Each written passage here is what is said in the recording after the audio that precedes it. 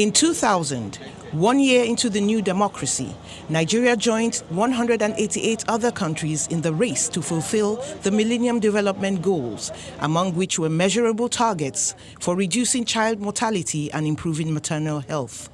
Through successive presidencies and several interventions later, targets were not met, and all is not well with the sector, especially while the COVID-19 pandemic rages. The major area that we should be facing is the primary healthcare system. It's always going to be easier to carry out things like immunization, breastfeeding programs, and co than to have a child that is malnourished or a child that needs to be admitted in hospital and that has an infection and needs antibiotics.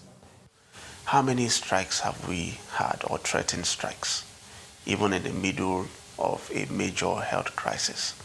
And what was the response of those who have the power? They threatened.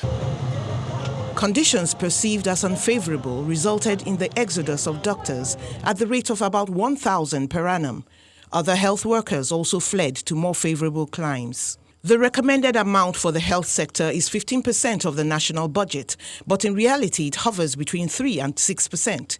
And provision was made for 1% of the consolidated revenue under the National Health Act of 2014 to go specifically for primary health care. But this has not been achieved. Health insurance is about 5% of the population of 200 million people.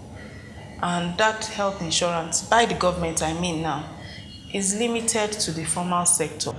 Most health personnel agree that COVID-19 might never fully leave, so the health sector needs to be strengthened against it and other health challenges. Some challenges that have plagued the sector are Ebola in 2014, for which Dr. Stella Adadevoh laid her life on the line, recurring Lassa fever, strikes and brain drain. We're worried about community transmission. Patients are worried about coming to the hospital. How do we do things like telemedicine? How do we use our electronic medical records? How about drug manufacturing? How about developing all these test reagents and things ourselves?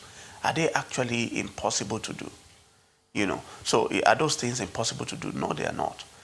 Apart from increasing funding to the sector, experts suggest that the government should give tax waivers and incentives to healthcare-based programs, make health insurance work, and pay more attention to research and technological solutions.